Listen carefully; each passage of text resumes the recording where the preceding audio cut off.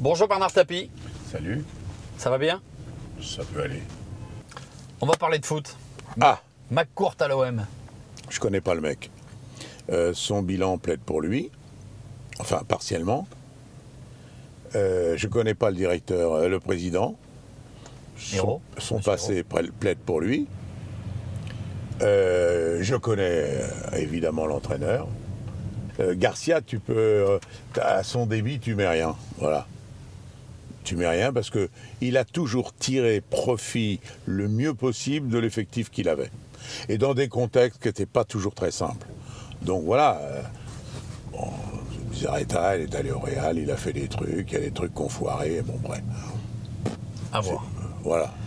Franck McCourt a dit qu'il allait mettre 200 millions en 4 ans sur la table pour l'Olympique de Marseille. On fait quoi aujourd'hui et qu'est-ce que peut espérer Marseille avec ça? Alors ça, c'est là où il y a, tu vois, le milliardaire arrive avec l'OM pour le machin,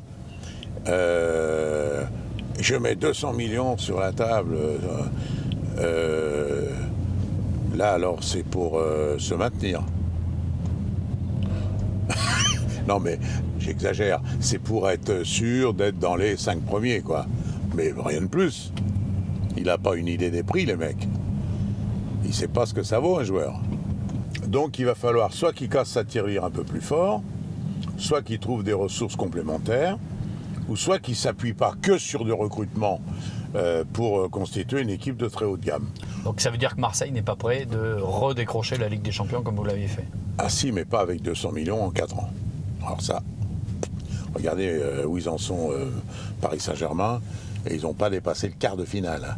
Nous, en 3 ans, on a fait demi-finale, finale perdue, finale gagnée. Demi-finale, finale gagnée, finale perdue. Numéro 1 au classement ATP des joueurs en Europe devant Milan AC. On n'en est pas là au PSG. Hein. Si j'en crois certains supporters de l'Olympique de Marseille, on a beaucoup entendu 20 ans de Dreyfus, ras-le-bol, 20 ans de gâchis. Oui, ben c'est vrai. Voilà, c'est vraiment vrai. Et moi, pour avoir été presque une saison entière, après avoir sauvé le club de la D2 sur 4 derniers matchs, il m'avait appelé pour ça. J'ai vécu presque une saison entière derrière pour lui faire plaisir. On peut accabler personne. Simplement, c'était le bordel. C'était le bordel par les gens qu'il avait laissé entrer, parce que ça le fascinait un peu quelque part. Les gens un peu borderline, là, comme ça l'amusait. Sauf qu'il venait pas là pour s'amuser. Deuxièmement, il avait une seule maladie. Je parle pas de sa maladie. Oui. Il avait un seul défaut, c'est que tu pouvais pas gérer le joueur parce que au-delà de ça, quand le joueur était pas content, il l'appelait direct. Et lui, il disait le contraire de ce que toi tu venais de dire. Bon, donc c'était ni fait ni à faire. Voilà. Depuis votre premier départ de l'Olympique de Marseille, il y a eu beaucoup de présidents à l'Olympique de Marseille. Qui a été le meilleur et qui a été le pire? De quoi, des présidents? Meilleur président et le pire Diouf. de l'OM. Diouf quoi? Meilleur ou pire? Meilleur. Et pire? L'autre abruti, là, journaliste, je sais plus son nom. Qui? Comment il s'appelle? Un journaliste qui donne des leçons d'une tartuffe totale. Vous parlez de qui? De Christophe Boucher? Oui, voilà, Christophe Boucher. Oui. Pourquoi mauvais? Pire? Pourquoi le pire? Pire parce que aucune des qualités qu'il faut pour faire ce métier.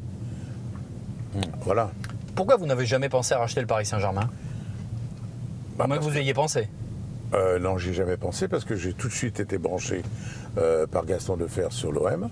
Non mais après. Et après, je me suis évertué avec la complicité de Lescure, qui était un type formidable, que j'ai convaincu, il vous le demandera, et il vous le dira, de venir s'investir davantage sur le Paris Saint-Germain, parce que c'est moi qui ai fait venir Aulas à Lyon.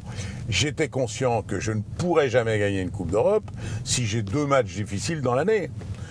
Mais avec Bèze à Bordeaux, avec Monaco, avec Paris Saint-Germain, avec des clubs comme ça, Lyon et tout, là, vous aviez un championnat. Et donc, quand vous sortiez du championnat de France, vous aviez des matchs qui n'étaient pas loin d'être du niveau de la Champions League. Mais si vous faites des matchs de tennis toute la journée avec des classés 100, 150e, quand vous rentrez dans le top 10, vous n'avez plus le rythme. Hein. Donc vous êtes en train de dire que le championnat s'est affaibli et que Paris ne pourra pas gagner aujourd'hui? Écoutez, il y a 30 joueurs qui viennent d'être désignés par toute la profession européenne comme étant les meilleurs d'Europe. Eh bien, toute nationalité confondue, il n'y a pas un joueur du championnat de France. Sur les 30, il n'y a pas un joueur qui appartient au championnat de France. Mais est-ce que vous vous rendez compte? Il y en a dans les championnats d'Allemagne, d'Italie, d'Espagne, il y en a même dans le championnat d'Angleterre, il y en a Portugal, et il n'y a pas un Français.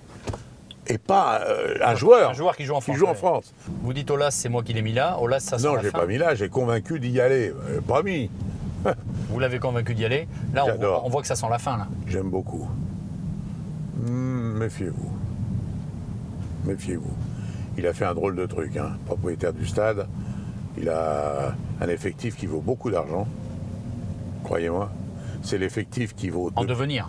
Non, aujourd'hui, si demain il décide de vendre tous ces joueurs, Lacazette, Fekir, Ghezal, vous allez voir, bon, il va faire un fric monstrueux. Il ne fera pas, mais il a un capital joueur énorme. Est-ce que Nice peut être champion? Non. Qui sera champion?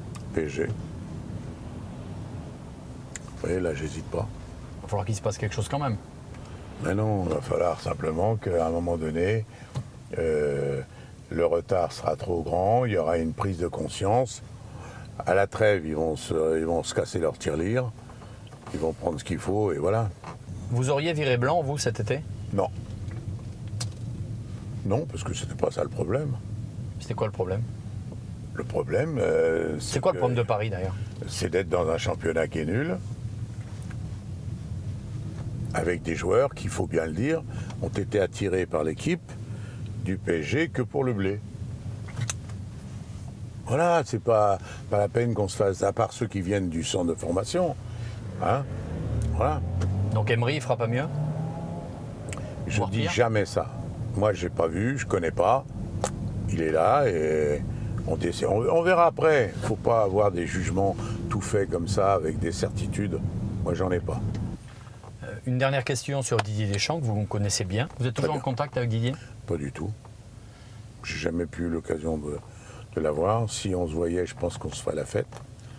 Mais on n'a pas eu l'occasion. Mais voilà, il a été comme joueur, comme entraîneur, comme sélectionneur, le même.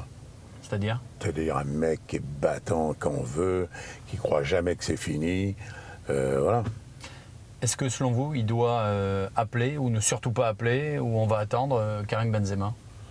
Non. Pour moi, il doit venir s'il est le meilleur. On parle d'un footballeur, on ne parle pas d'un mec qui a l'obligation, et il n'est pas condamné à rien, attention. Hein. Donc Benzema, s'il est... Tant qu'il n'est pas condamné... Et s'il est bon, il peut revenir en équipe de France. Évidemment.